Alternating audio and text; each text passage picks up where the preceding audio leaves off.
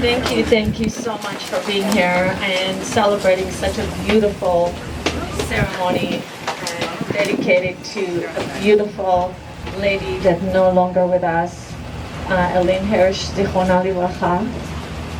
And we celebrate this beautiful dedication and this ambulance that will go to Israel and try to save life and protecting and bringing life. So, hold on to the Manulases.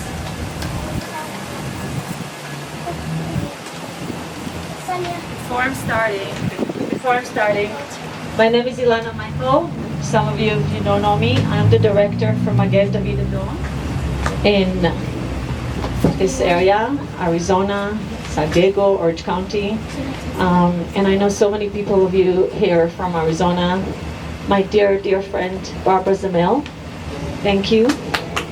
Barbara Zamel, been dedicated to Magen David Adom from her parents over 20 or how many years? More. And it's a pleasure having you with us.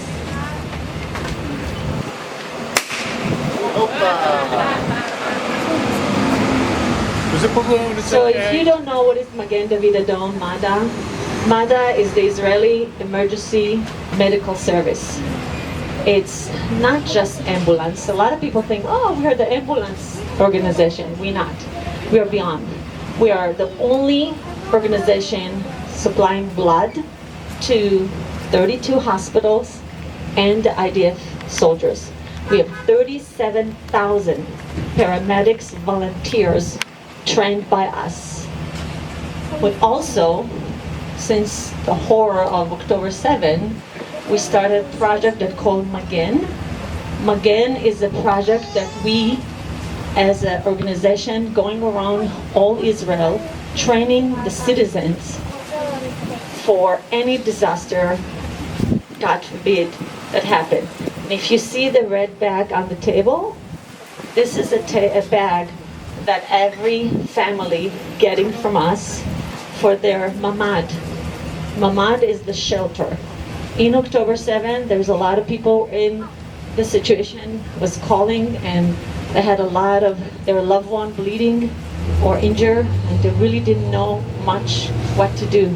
So since October 7, we are going around and training every single person in Israel for God forbid, to know what to do to help their loved one. One of the things that it's important that the key words of our organization is preparedness.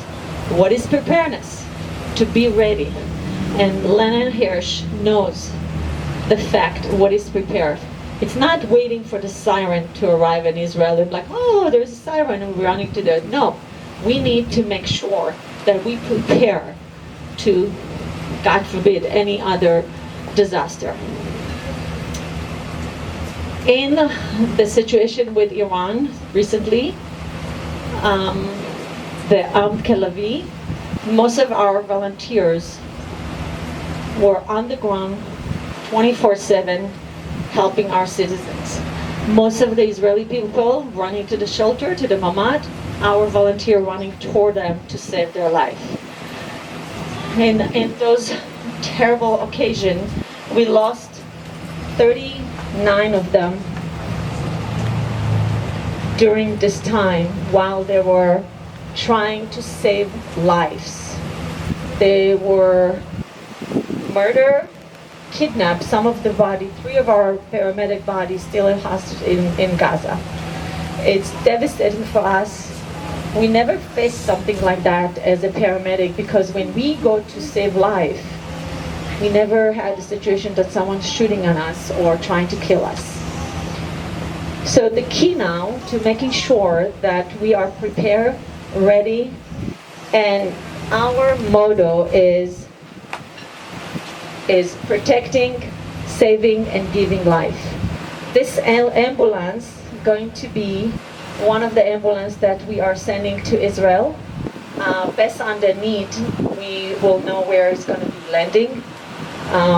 Once a year, you get a report about the ambulance, how many calls they respond, how many lives we save, and how many babies were born. Because sometimes we get called with a pregnant woman and we deliver babies, and that's the reason we're saving, protecting, and giving life. And we should never, never, never lose hope.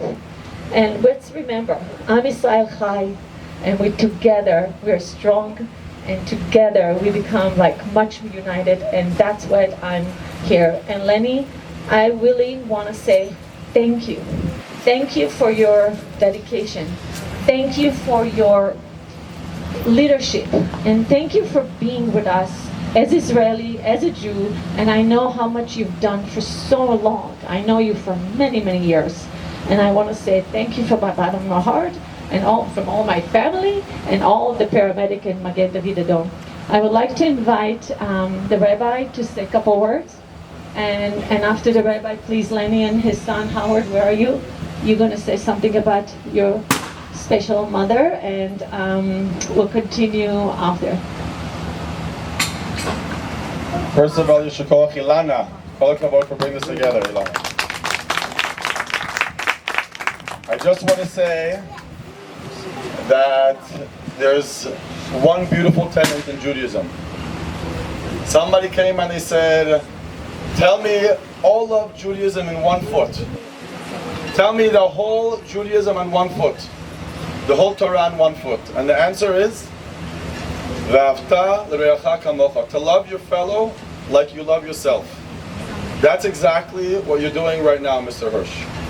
You are showing the epitome of what it means to be a Jew. That somebody else is in danger, somebody else needs help. How do I do it? Kamocha. How do I do it? As if I myself need it. You are sending an ambulance to another country, to another people, to another generation. How beautiful it is, because if you know Mr. Hirsch, specifically his marriage with Elaine, they have been through more hospitals and more ambulances through all of the ups and downs of Elaine's health, through Elaine's life. She had some hardships. It wasn't a year that passed without a hospital visit or a ambulance that came. And Mr. Hirsch said there are other people who could be going through their pain. There are other people who could be going through their own issues. And so I just want to say, Mr. Hirsch, Howard, everybody knows the family, everybody knows the picture of Elaine. It has a big smile on her face. And I'm sure she is smiling right now. And Mr. Hirsch, you should be smiling right now because what you're doing. Because what's going to happen, like what our dear friend Adam says, is the ripple effect. You don't even know the people through Magen David Adom that will be affected for generations because of the gift you're giving. So all of the Jewish people, all of Am Yisrael are able to celebrate stronger today because of what's happening right here. So I want to say to anybody who goes to Israel going forward, not that you should look forward to seeing ambulances, but if you look and you look on the side, you might see the Zemel ambulance, you might see the Zeiger ambulance, you might see the Hirsch ambulance. Remember, you're not someone on the side, you're part of the equation. You're part of bringing the solution, you're part of bringing brachat, bringing health, bringing happiness to all of Klal Yisrael. So I want to wish, and maybe we could say together, a Shehecheyanu, for this beautiful new moment in the Jewish people, of a new moment not of destruction, not of crying, but of bringing beautiful brachat to the Jewish people. So let's say it. We'll do Shehecheyanu when you cut it. Beautiful, so we'll do that together. So I just want to say Mazal Tov to everybody for being here. Mazal Tov for the occasion. Bezrat Hashem, Mazal Tov for only the happiness that comes from this occasion as well. Thank you, Rabbi. Howard, go ahead. Sure you want to follow me, Dan? So when the rabbi was just talking about all the hospitals and things that my mom had been to, a story I got reminded before I wrote my speech. So I think I'm going to share that one with you to start. Dad and my mom are driving around and they're passing a hospital called Overlook Hospital in Summit, New Jersey. And they're talking and my mom goes, there's a hospital I've never been to. Later that day, she was in that hospital. So, just a little story to start. But I did write a few words because I wanted to think about what I was going to say here. So Elena asked me to say a few words about my mom. Few people in our lives shine with the warmth, wisdom, and love that a mother can bring. My mother was a person of kindness and unwavering support, even when she didn't agree with some of my choices early on. When I became a truck driver after college, I think my mom used a line from Jackie Mason. When asked, "Is your son a truck driver?" she would reply, "He doesn't drive a truck. He sits in the driver's seat, and if the truck goes out of control, he controls the truck. He's a controller in the trucking industry." Then when I got hurt in a truck accident and decided I was going to get trained to become a computer programmer, and I was planning on going back to school, my mom found an ad in the paper for AT&T looking for computer programmer trainees. She gave me the information, I got the job, and I spent 40 years in various positions in the IT industry. My mom was my confidant. When I was young and I needed to talk to someone and needed guidance, my mom was always there for me. Mom was the typical 1950s housewife.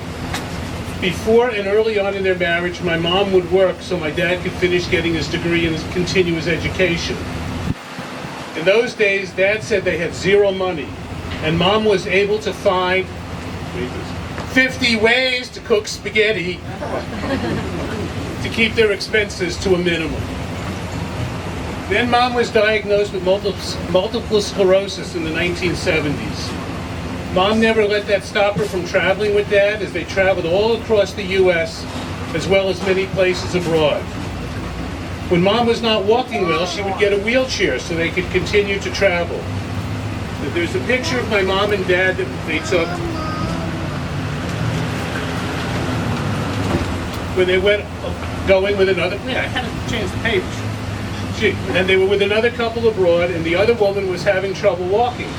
And the picture we have is of my mom with her friend in the wheelchair and my mom pushing her. Because of my mom's disability with walking, I have become severely aware of the issues some people have and try to make their lives easier when they ask for help. But the best thing about my mom was her smile. Mom would light up any room with her smile. Dad tells a story that he and Mom went to a Walmart meeting, and Mom saw a fur coat in Walmart and tried it on and loved it. Then at the meeting, Sam Walton himself asked my mom to model the coat. And she got up in front of the entire meeting and modeled the mink coat. Dad says he bought the first mink coat that Walmart ever sold. And we do remember that was back in the days when it was fashionable to wear fur coats. But what Alana wanted was not what I wanted to speak about. I want to speak about a man who's helped guide me in my entire adult life. That man is my father, Leonard Stanley Hirsch. My dad has shown me through his actions that the one thing that you do not compromise on is your name and your reputation. If my dad says he's going to do something, you can rest assured that it will get done. 3 years ago, Dad offered to purchase an ambulance for Magen David Adom, and today we are celebrating the completion of the ambulance and that it will be in Israel soon. But my dad's love for Israel did not start when he was an adult. It did not even start when the state of Israel existed. It started on the street corners of Brooklyn, New York, when Dad would go around with his pushka asking for dimes to help create the state of Israel. I could do this with you. So when Dad started doing this, maybe he was 13 years old, and that would have been at the end of World War II, and 2 years before the creation of the State of Israel. Dad has been to Israel a few times and always came back with glowing reports of his experiences there. We all know that Israelis are some of the most inventive people on the planet, first turning a desert into an agricultural nation. Simply amazing. When you look into Jordan and Syria from the mountains, you can see right where the green ends and the desert begins, which is at the Israeli border. Then when I was asked to be the president of my local congregation 20-something years ago, I had a long talk with my dad about what this would mean to my life and how much of my life I would be dedicating to my shul. But the most important piece of advice he gave me that day, and I still use it to this day, is to not try to please everyone. Use your judgments about the hard decisions, try to gain consensus from the other members of the board, and then make the right decision for the good of the congregation. I ended up running the temple for 20 out of the last 24 years with a small group of folks, and we are still in existence and will celebrate our 80th anniversary next year in an area where there aren't very many Jewish people and less willing to affiliate with a synagogue.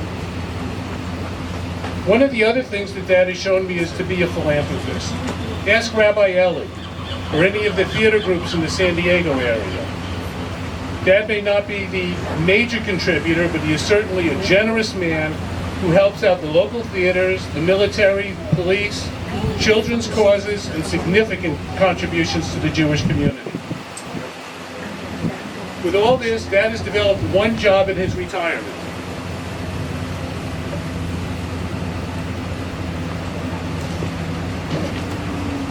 And that job is going through his mail. As everyone he has contributed to either sends him more requests for donations or has sold his name to others who mail him asking for donations, you cannot imagine how much mail my dad gets on a daily basis. One of the things my dad might regret telling me in my younger days when it was time for me to go to college, he said, "These will be the best years of your life. Enjoy them." Another one of Dad's pieces of wisdom I follow, although maybe just a little bit too much than he was expecting. But it did lead me to have a life filled with joy and beauty. I'm going to conclude with a little bit of a Harry Chapin song, which I thought was really corny when I heard it as a young man. And I learned through my life that Harry was a very wise artist. The song is called Cats in the Cradle. It starts with a father's lament. My child arrived just the other day. He came to the world in the usual way, but there were planes to catch and bills to pay. He learned to walk while I was away. And he was talking before I knew it, and as he grew, he said, "I'm gonna be like you, Dad. You know I'm gonna be like you." And it ends. And as I hung up the phone, it occurred to me, he'd grown up just like me. My boy was just like me. Dad, I tried my best every day to make you as proud of me as I am proud of you. I love you very much.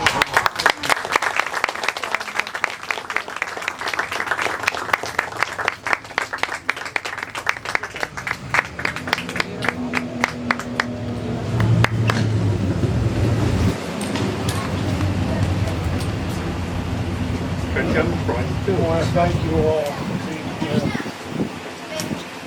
Covering the most wonderful woman that I've ever met. She was the most loving, caring person I ever met. Why she agreed to marry me, I'll never know. Could have just about any man she was. We met at Syracuse University when I was hopping tables in a restaurant, working my way through college, and this beautiful lady came in, and I waited on her. I fell in love with her immediately. She was going out with her much smarter, passionate, wonderful man. Why she gave him. He became a doctor, and she went with us. Poor little Jewish kid. He made it out in his life. The most wonderful thing in the world.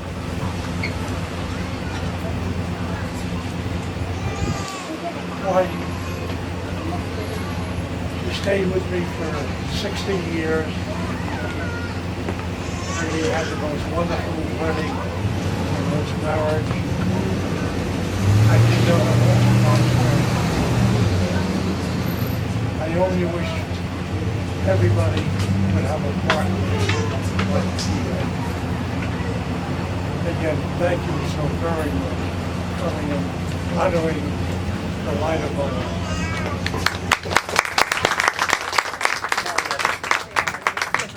Thank you so much. This was very emotionally and very important. I just want to say a couple more things about Magen David Adom, and think about the IDF is protecting all the Israeli citizens from all the borders. Magen David Adom, I called it the IDF of the citizens. It's the Iron Dome of the Israel. So we are the People Army, thanks to Lenny. Your support, your dedication, your gift, your donation. It's this ambulance. It's not just a vehicle. It's a hope. It's a healing. It's resilience. It's helping us to be prepared and ready, saving life. And in memory of your beautiful wife, mother, it was beautiful to listen to all the dedication that she's giving. It's from the door to door. And now we're standing here with you, to helping us together and being ready for tomorrow. What I would like to do, this is Lenny granddaughter. We are going to cut the ribbon and we're going to say together Shekianu. Can you hold it?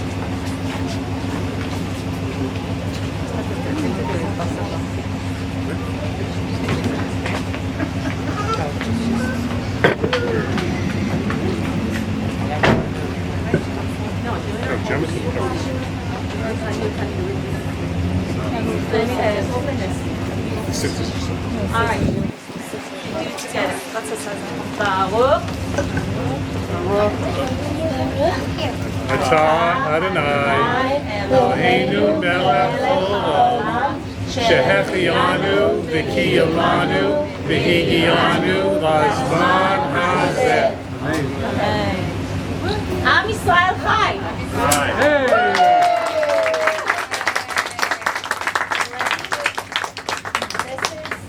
Award in memory of your life, and I want you to treasure it, and thank you so much. Howard.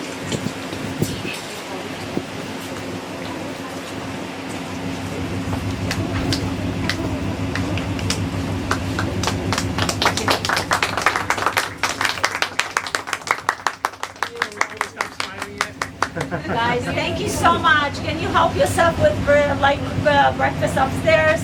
And feel free to take any marketing materials, any questions, or any information that you may want to know about Magen David Adom. I have my business card there.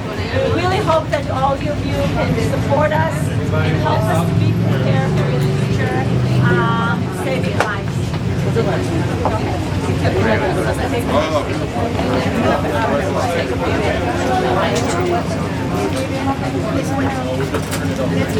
Let's go upstairs.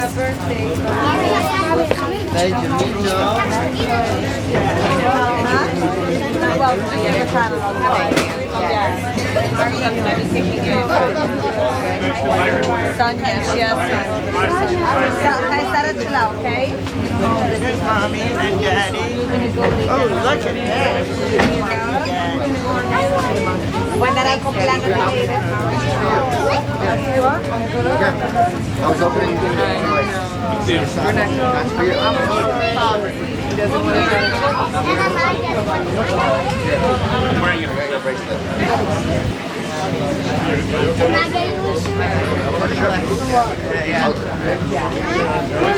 I'm gonna get a pen. That's what I'm gonna get. Get a pen. coming up I was gonna say, I was like, no, it's at the end of. So let's Or end of July. That's where the bag will be done. I knew it was always like end of July. Yeah, it depends on what's on the year, but yeah. She's August 15th. Thank you. August 9th. Thank you very much. But honey, right now, let's just worry about this. Adam's like, Let's worry. Hi, good to see you. Good to see you. you already gave me a lot.